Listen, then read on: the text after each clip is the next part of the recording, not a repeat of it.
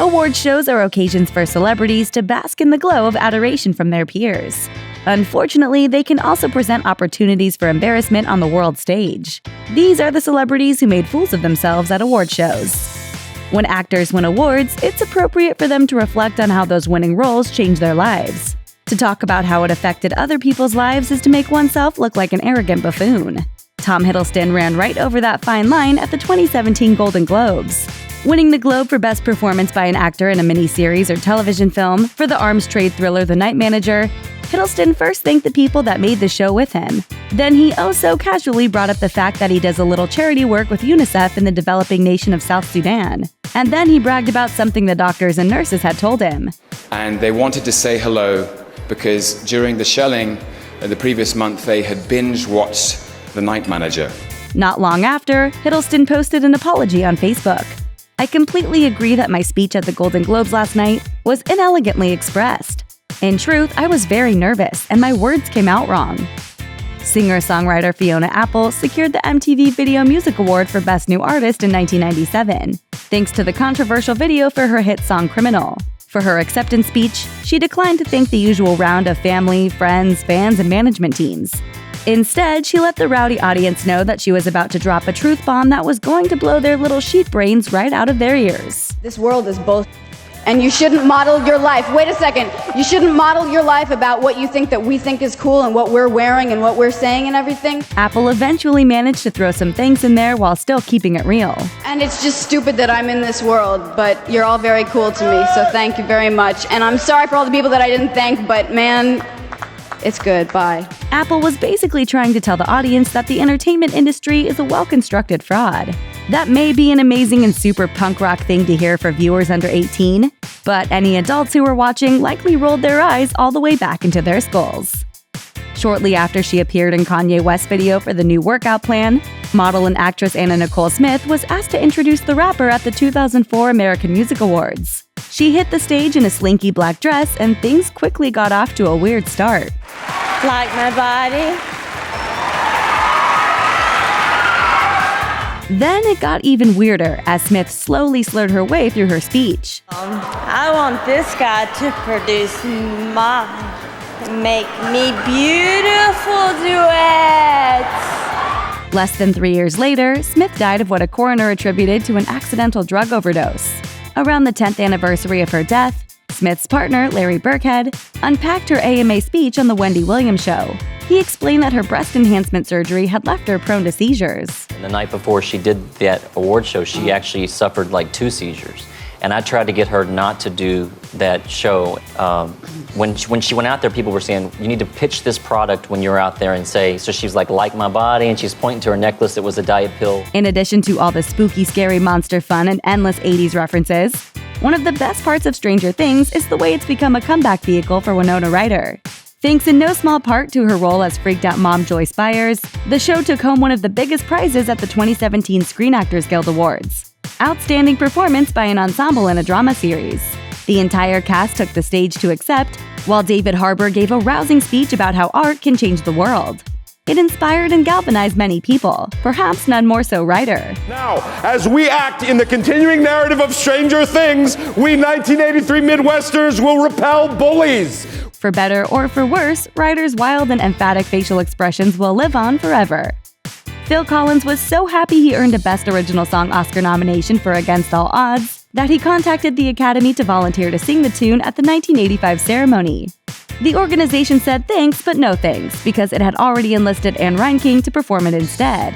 In other words, the Academy didn't want a professional musician who was the original singer of the song to perform it.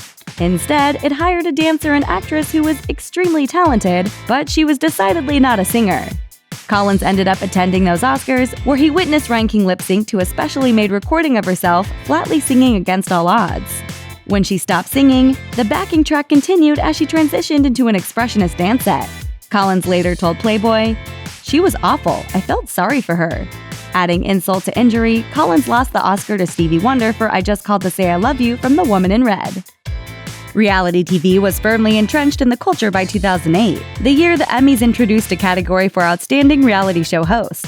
Organizers came up with a novel way to commemorate the event. They got all 5 of the inaugural nominees to host the show together.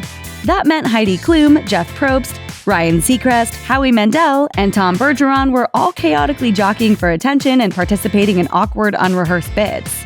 Ironically, since all 5 hosts were nominated for the aforementioned prize, one of them had to take home an Emmy that night, while the rest left empty-handed.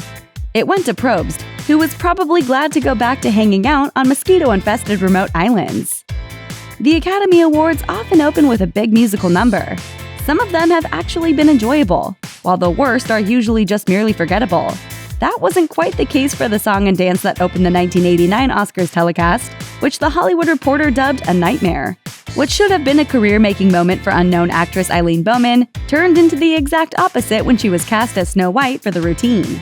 In a squeaky voice, she first accosted actors in their seats with a rendition of I Only Have Eyes for You, with the lyrics changed to the movie-centric We Only Have Stars for You. And we only have stars for you. Next, veteran game show producer Merv Griffin sang his 1950 hit I've Got a Lovely Bunch of Coconuts, while Bowman danced wildly nearby.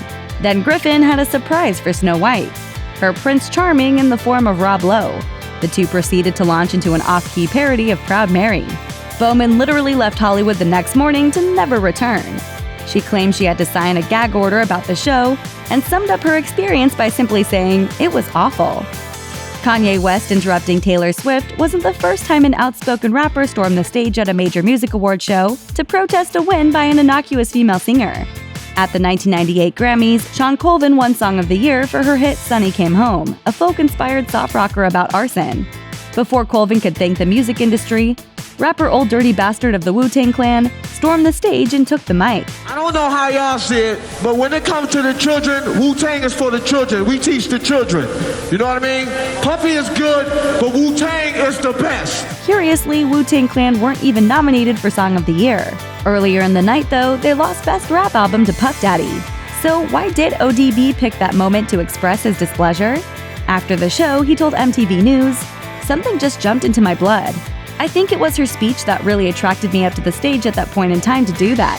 So no disrespect at all. Thank you."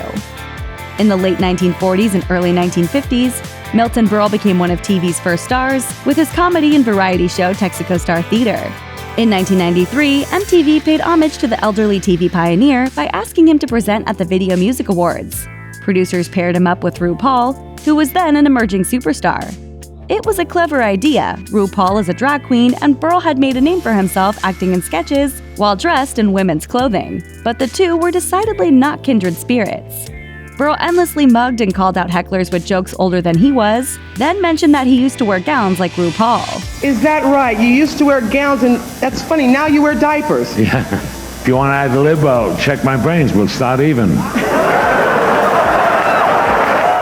After more banter and an introduction of the nominees, Berle handed RuPaul the envelope and effected a list. Then things got even uglier. Shut up. Let him, her read it. Shahid. Go ahead.